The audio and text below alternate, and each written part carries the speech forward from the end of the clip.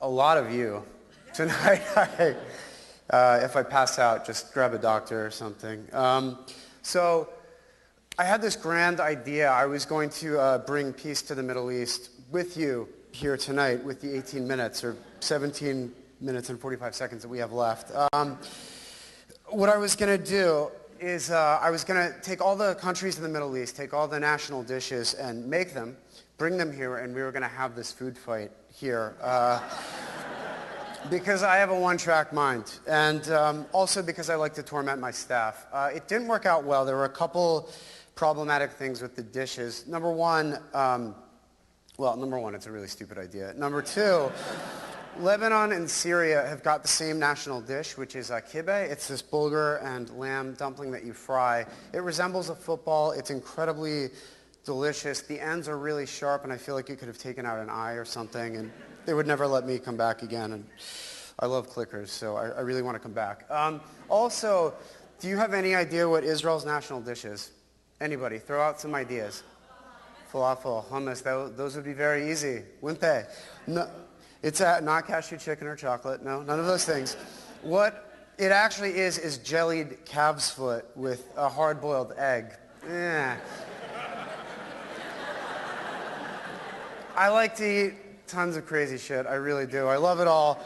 I am not prepared to make jellied calf's foot with a hard-boiled egg, and I feel like the room would smell terrible in a few hours. So what I did do is still made my staff throw food at each other. Let's see how it looks. Whoa. See that? That's hummus right there. That's aggression and retaliation.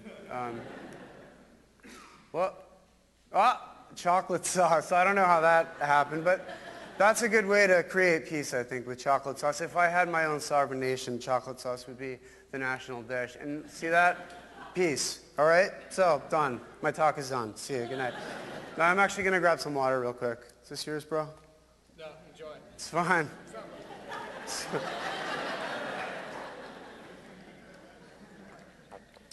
Somebody get some penicillin for me or something. All right, so I also thought I would do some sort of political whatever. I'm not doing that. I'm not a political analyst, as you can tell. Israeli politics especially, we would need 24 hours, 2 cartons of cigarettes, a pot of coffee, and a handful of Xanax, which Zoe said she would actually organize for us in the green room. We'd also need to bring a desk or a tack hammer that you could bang off your head periodically. So we're not going to do that. I'm going to talk about what I love, the food I love to cook, and what it's done for me in my life. So I was born in Israel. My mom's American. She was born in Ohio, moved to Israel because she could date whoever she wanted, and they'd all be Jewish. It was fine. My dad is Israeli. He was actually born in Bulgaria, and they immigrated to Israel in 1948 on like a boat, you know. And then my parents met in the 70s. They had me, and then they moved to the States. They did that so my dad could fulfill his lifelong dream of fitting a stereotype and becoming an Israeli jeweler in the States, which he did. Ironically, my mother's side of the family owned a jewelry store in Pittsburgh. We moved to Pittsburgh. Great town, terrible accents, much worse than Philly, Jersey, Israel, much worse than that. And my parents, they had my younger brother, David. We had a pretty normal life there. Ironically, I was a very difficult eater as a child. I would like take the sauce off of like pizza, you know, and put it back on. Or what did I eat that was Israeli? Borekas, which are like my favorite thing in the world. They're a Balkan thing that actually is eaten breakfast, lunch, and dinner in Israel. They're like a puff pastry stuffed with cheese or mushrooms or spinach. Whenever my grandmother would visit from Israel, or eventually my mom actually makes them very well, whenever they would be in the house, I would eat my weight in those. Or if my mom was on didn't pack my lunch when I was in school, my dad would make what I like to call ghetto fabulous Israeli cuisine, which is, it was a piece of schnitzel, chicken schnitzel, with 2 slices of Wonder Bread. Which sounds pretty good right about now. I don't know about you. So that was like what I ate. That was like my Israeli identity right there. My parents didn't really speak Hebrew in the house, and I went to like Hebrew school and like everybody else. It was pretty normal. And then when I was 15 years old, we moved back to Israel. I ended up in an American boarding school with like 39 other American kids so screwed up that their parents were like, send them to the Middle East for boarding school and that'll straighten them out. So we were in this beautiful part of the country in the north at this agricultural school. And we learned, I mean, it was amazing. The kids that I met there are like my best friends today still. It was a pretty jarring experience. I wasn't, like we were on a farm and they expected us to do farm-like things, you know. So they would like drop us off in the field in these like palmetto orchards. Do you guys know what palmettos are? They're like giant medicine ball grapefruits. They're really quite delicious. They've got low acidity and they pair really well with a lot of food because of that. But they would drop us off. They'd put us in the middle of this sort of orchard with a giant crate and then take off and expect us to fill it. So what we did naturally was have these huge pomelo wars. And they would come back after like 4 hours. There'd be 6 pomelos in the bottom of this crate and then 2 kids with concussions and a broken collarbone. It was, needless to say, a great experience. After about a year, I moved back to the States. My brother and my family obviously stayed in Israel. He sort of assimilated. My parents ended up getting a divorce, but both staying in Israel. And I somehow managed to finish high school by myself and get accepted to college, which was crazy to me. I went to school in Vermont, so I snowboarded a lot. I had a major maybe in photography, but my real major was indoor horticulture, and I was good at that. I was really good at that. So good that I think I dropped out after a few semesters. Got really good at snowboarding and moved back to Israel, and I was like, 3 semesters of photography and no Hebrew, so I was pretty much without skill. The only job I could get in Israel was working in a bakery, which was a pretty awesome experience. I learned 2 very important words in Hebrew. One is tipesh, which means stupid. 2 is magashim.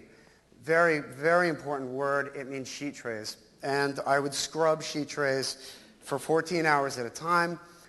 Made some really good friends. Let's see. It was right around the Bill Clinton, Monica Lewinsky scandal. So every day I would come into work after about 6 hours of scrubbing pans. They would pull me aside and we'd smoke cigarettes and they'd say, hey, Johnny, because my name is Michael. So they'd be like, hey, Johnny, you know Bill Clinton and Monica? And I would say, no, I don't know either of them and I don't. That's scaring me. I would like to go. I want to go back to scrubbing margashim. You make me feel uncomfortable. So I did that for a few months, and then I got a job making $3.50 an hour, so I was making the equivalent of $3 an hour working at the bakery and got a job making 50 cents more an hour cooking. And I loved it. I loved it. I'm sure that you can all relate to finding something that you're sort of meant to do, and that was what I was meant to do. All my chef's buddies they say the same exact thing. You start cooking, and it felt natural. One night in particular, I was cooking at this. It was like a cafe. It wasn't even like a real restaurant. I was like a short order cook. In the summer months, I could wear a wife beater, and it was like pretty cool. Pretty disgusting if you think about it, but really cool at the time. So I remember cooking one night, and it was like 4 o'clock in the morning. And the thing about Israel at the time, I don't think anybody slept, because they would always be at the cafe at 4 o'clock in the morning after our like 5th dinner rush, eating and drinking coffee, which is great if you're over there, not if you're cooking, obviously. So at 4 o'clock in the morning, my coworker, Yossi, cut his thumb so badly that blood squirted out of his thumb, which was terrifying. I was like, dude, hospital, doctor, whatever, and he said nothing to me. And while tickets were pouring in, he put a cast iron pan on the stove and let it get white hot. Here, I'm going to imitate it for you. So I'm you, terrified, right? He's over here cooking, and I'm like, dude, call a doctor. And he gets the cast iron pan on, and without breaking eye contact, cauterizes his finger, then takes the pan, throws it out, washes his hands, and continues to cook for another 3 hours. We were making $3.50 an hour. And at that point on, I knew I was going to be a chef. I loved it. I loved it. So I ended up going back to the States. I went to culinary school in Florida, cooked and worked and made some great friends and worked for some great chefs there. I ended up moving to Philly and worked for some phenomenal chefs here. One of them is Patrick Fury, who's a chef. Nectar, ironically, the restaurant that I worked at was across the street called Avenue B, which is no longer there. I worked for his brother, Terrence Fury, who is one of my sort of life mentors and amazing. He taught me how to cook and taught me refinement. And then I get a job for Mark Vetri. I don't know if you've ever had the pleasure of eating at Vetri Restaurant or trying to make a reservation at Vetri Restaurant. Both very fantastic things. So I get this job for Mark, and I was used to cooking like French food, and then it was like Italian food. So I get this job, and he sits down and makes me a cappuccino, and we like read cookbooks together. It was crazy. I thought like he was going to release dogs, or like the floor was going to drop out, or something crazy was going to happen. Excuse me one second. So I get this job with him, and part of the fantastic thing about working for Mark was that we would close for 3 weeks in the summer, which was great. Which is a total Italian thing. He probably doesn't actually do it anymore, so I feel bad for his current employees. But we closed, and I went back to Israel, and it was great. It was the first time I'd been back in almost 4 years. It was the first time I was back as a chef, so it was like I was exploring the country, and I hadn't really seen my younger brother, David, who was finishing his military thing there. He was about 2 months away. We toured around the country. We reunited as brothers. We did like a little fist pumping at discotheques together, you know. I got to eat, and I got to experience the country, the Moroccans, the Balkans, the Yemenite, everybody that was there that had brought all this fantastic cuisine that now I was interested, I was now a part of. It was great. It was the best time of my life. I came back to the States and became the sous chef at Vetri, and a month later, my brother David was killed in action. He was patrolling the Lebanese border, and there were Hezbollah snipers in the olive groves in Lebanon that fired, and 3 of them killed him. It was devastating. There were a couple things that made it a little bit worse. It happened to be on Yom Kippur, which is the Day of Atonement. It's the day that in Hebrew school they teach you God opens or closes the book of life, and you know, Dave wasn't in it that year. He also was 3 days away from finishing his military sort of thing, you know, and he also wasn't really even supposed to be on that mission. He was sort of a veteran, and the kid that he had replaced on that action, on that military action, was observant and wanted to observe the holiday. So my brother wasn't even supposed to really be there. I would need another 7 years to explain to you the grief around that. There are a few words, I guess, that come, well, guilt, pain, hate, rage, all those things that you would expect. I went back to the States, obviously a different person after his funeral.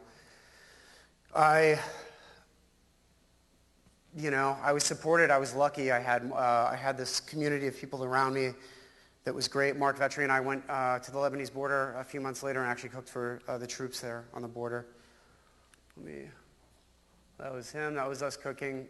And yeah, he was a good son. It was my grandmother. He's a great soldier. So we went back and we cooked, and then I had this thing. I had this thing in my life that I had to do something with. For a while, I talked about going back to Israel and joining the military, and you know, it wasn't for like revenge or because I wanted to kick ass. I wanted to be closer. I wanted to be closer to him. I wanted to be closer to Dave. The best piece of advice I've ever gotten in my life from a chef was Mark, when I told him I wanted to go to the military, and he said, "Dude, stop being such an idiot and stay here and make something of yourself." Which was great. I happened to meet my lovely wife, Mary, who has really put up with my shit for so long. Fantastic lady, and a reason for me to stay. And then what happened was I met my business partner, Stephen Cook, who's one of my best friends. He gave me the opportunity to cook at Marigold Kitchen, and I started cooking my food.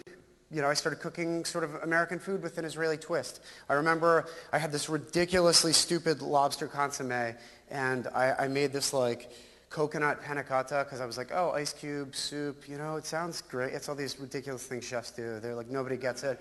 And it meant that everybody just got lukewarm soup. That's all it was. There was no, it sucked. And then I was like, forget that. I'm going to, I've got some onions. I'm going to caramelize onions with cumin, add some pink lentils to it. And that's a classic Lebanese soup that's eaten in the north of Israel all the time. So that's what I did. I made that. And I took a Turkish-style kefta, like a sausage, added a little of onion, added a little baharat, which is a Turkish pumpkin pie spice, basically. A little bit of parsley and a bit of sugar. What? Sugar and sausage? Yeah, trust me, it's awesome. Next time you're making burgers at the house, add a little bit of sugar, add a little bit of cinnamon, you have something fantastic. Then you can put my restaurant out of business, okay? With all that knowledge. So after I made that dish, I realized that was like what I was going to do. That was like my thing. Very shortly after that, we just started exploring Israeli cuisine. My business partner and I, we decided to open up Zahav. It was years of going back to Israel and saying, there was all this stuff, there was all this influence. Why isn't anybody doing this? Ding. That's what we did. That's why we opened Zahav. I want to profile one person here really quickly just to show you give you a small example of what's going on right now. This woman, where's she at? Ah, there she is. Malka. Her name is Malka Yechi. Try working on that name for the next couple hours. She moved from Yemen in 1950 at 14 with her husband. Okay, leaving persecution in Yemen. Talk about pressure, right? So she moves to Israel, has this great family. She cooks one of the things that has started me cooking professionally called Yemenite soup, which is that right there. It's turmeric, black pepper, cumin. That's like the trinity of Yemenite spice. With chicken or calf shanks. Fantastic. You add a little bit of fenugreek, and then you have this fantastic thing that elevates all those things. And what we do at the restaurant, we'll take short ribs, salt, pepper, cumin, turmeric. We'll put it in a cryovac bag, sous vide it, for 24 hours, poach it for 24 hours, put a stick through it, and grill it. And we have modern Israeli food. I seem to be running out of time, so really quickly I went back to Israel because of this. So thank you all very much. I went back to Metula. I went back to the border where Dave was killed. And I wanted something profound to say to you all, and I don't have it. You're all shit out of luck. I did realize, though, very quickly that cooking hasn't gotten me over my brother's death. What it's done is connected me to the things that I love about the country, to the food, to the culture, to the people, to the land that I care about, to all the things that my brother died defending. Thank you very much.